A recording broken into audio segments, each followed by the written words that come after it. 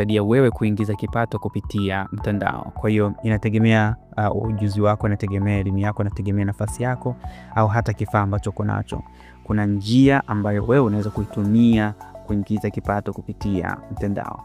Basi ambatana nami mpaka mwisho video hii. Nitakwenda kufahamisha njia hizi 5 rahisi, lakini pia nitakupatia maelekezo jinsi ya kuanza katika kila njia kama utaona inakufaa. Lakini pia nitaweka linki ya kila njia, namna gani unaweza kufanya, tovuti ambazo zinaweza kusaidia kufanya njia hizo kirahisi, na kisha unaweza kujiunga kwenye njia moja hapo yoyote ambayo itakupendeza wewe.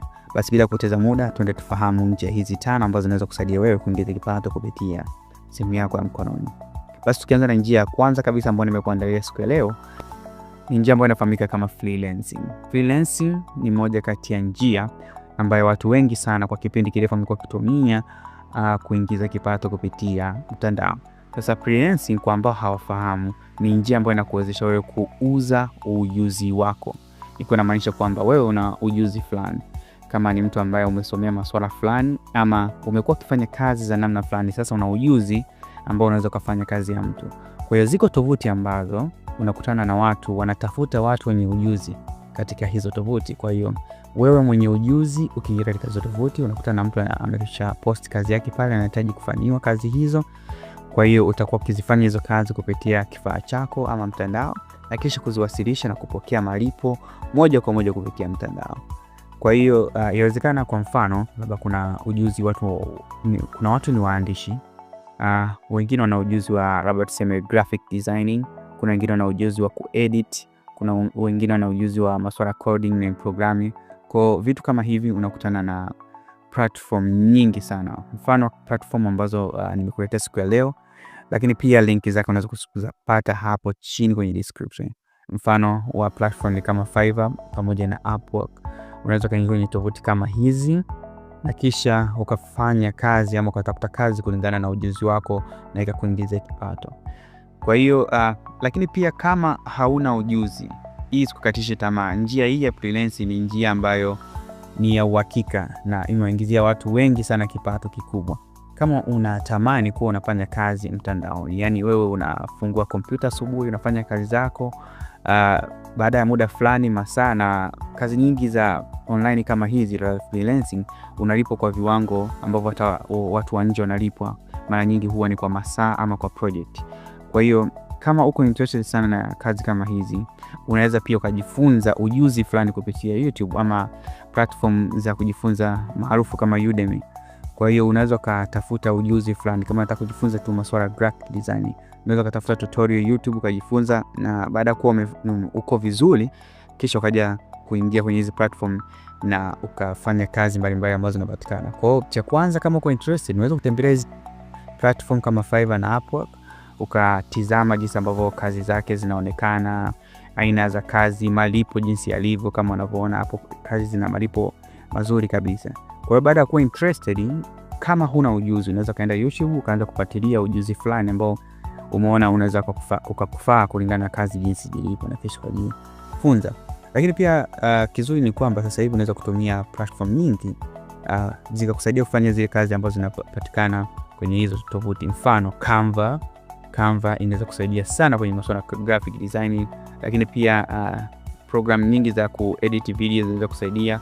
Lakini pia unaweza kutumia hata AI kama ChatGPT zikakusaidia kwenye kazi mbalimbali za uandishi ambazo zinapatikana humu. Kwa hiyo kazi zako zitakuwa zimerahisishwa sana kwa maendeleo ya teknolojia ambayo yanapatikana hivi sasa, na watu wengi wanaingiza pesa nyingi sana guys kupitia njia hii ya freelancing. Basi tukija kwenye njia ya pili ambayo inawasaidia watu wengi sana kuingiza pesa kupitia mtandao kwa miaka hivi karibuni na kwa mwaka huu itakusaidia sana, ni njia inaitwa YouTube Automation. YouTube Automation kwa category hii ipo kwenye category ama kipengele cha content creation, kutengeneza maudhui. Lakini hapa kulingana na jinsi ambavyo teknolojia imebadilika sana miaka hivi karibuni, hapa sasa na content ambazo unakuwa unatengeneza kupitia YouTube utazifanya kwa mfumo wa tofauti. Kwa hiyo kama tunavyofahamu, mtandao wa YouTube unalipa vizuri sana, na unalipo kwa jinsi ambavyo utakapopata watazamaji. Kwa hiyo kwa miaka hivi karibuni ile hustle ya kutengeneza content, kutengeneza maudhui, kutengeneza video imepungua sana. Kwa miaka zamani ilikuwa inahitaji kamera au kwa inahitaji vifaa vingi, elimu nyingi ili kutengeneza video zako. Kwa sasa hivi huhitaji hata kuwa na elimu sana kuhusiana na masuala ya kuedit video, kwa sababu kumekuwa kuna mapinduzi makubwa ya mifumo ya teknolojia kama AI. Kwa hiyo utakuwa ukiweza kufanya kazi hii ya YouTube, utakuwa ukiposti vitu lakini ukiwa unasaidiwa na AI. Kwa hiyo kazi ni ile ile ya content creation YouTube, na utakuwa ukilipa, lakini content zako unazitengeneza kupitia mifumo ya AI. Kwa hiyo jinsi ya kuanza, kama uko interested kabisa na unatamani kutengeneza pesa kupitia YouTube, unatakiwa tulize akili na uchague kitu kizuri, ama tunasema topic nzuri ambayo utakuwa ukidili nayo kupitia YouTube. Kama unataka kutengeneza motivational videos ukiwahamasisha vijana, sawa, lakini hakikisha unachagua topic nzuri ambayo utakuwa na muendelezo. Kitu kizuri kwenye mambo haya ya kutengeneza pesa tunasema consistent. Yani hakikisha kitu ambacho unakichagua ndio kitu ambacho unakuwa na muendelezo nacho, na baadaye utakuja kuwa na mafanikio. Kwa kama unaamua kuchagua topic ya masuala ya motivation, kama unachagua topic kwa masuala ya teknolojia, kama unachagua topic kwa masuala ya kifedha, masuala ya muziki, hakikisha hicho kitu utakuwa na muendelezo na mpaka baadaye unakuja kuona mafanikio. Lakini kingine, baada ya kuwa umeshachagua topic yako, unaweza kutumia ChatGPT kwa ajili ya kukuandalia, wanasema script kwa ajili ya video zako. Nini cha kuongea, ChatGPT itakusaidia kwa hayo yote. Kwa hiyo hutakuwa na hustle ile ya kuhangaika kama ilivyokuwa kipindi cha nyuma. Lakini pia unaweza kutumia platform kama 11 Labs. Nimeweka link hapo in description. 11 Labs yenyewe inasaidia kutengeneza voice over. Kama hii sauti ambayo naongea hapa, basi kama hutohitaji wewe kuongea, unaweza kutumia 11 Labs. 11 Labs inakusaidia wewe kuandika maneno na kisha inabadilishwa na kuwa audio. Kwa hiyo utatengeneza script kutoka kwenye ChatGPT, na baadaye script hizo utaziingiza kwenye 11 Labs na unapata audio nzuri ambayo itakuwa ukitumia katika video zako. Kwa hiyo unaweza kutumia AI kama Victory au InVideo ukatengeneza video nzuri kabisa, video zilizokamilika kabisa, lakini zitakuwa zimetengenezwa kwa kutumia AI peke yake. Kwa hiyo utakuwa kuzipost hizi video na ukiendelea kujifunza vitu mbalimbali, ukiendelea monitor maendeleo yako na ukiboresha, na mwisho siku unaweza hata kumonetize channel yako, ukaruhusu matangazo, na mwisho siku ikakulipa vizuri sana. Kwa hiyo njia hii pia unaweza kuiunganisha na njia ambayo inafahamika kama affiliate marketing. Unaweza kuwa unaweka content ambazo mwisho wa siku ukawa kuna product kutoka kwenye makampuni ya affiliate, ukawa una market vitu kupitia video zako. Una post video za mambo fulani, lakini pia unaweka link ambazo zitakusaidia wewe kupata pesa endapo watu watakuwa wamependa product ambazo wanazungumzia katika video zako. Hiyo ni njia nyingine, lakini nilichokufahamisha kikubwa sana siku ya leo ni kutumia AI katika masuala ya kutengeneza content kupitia YouTube, na itakusaidia wewe kuingiza kipato vizuri kabisa bila kuonesha sura yako, bila hata kurekodi sauti yako, bila kuwa na ujuzi wa masuala ya editing. Kwa hiyo njia ya tatu ambayo nimekuandalia siku ya leo ni njia ambayo inafahamika kama crypto, stock trading pamoja na forex. Njia hizi za kutrading pamoja na investing online bado zinaendelea kuwa njia ambazo zinawatengeneza vijana wengi sana wenye pesa mitandaoni.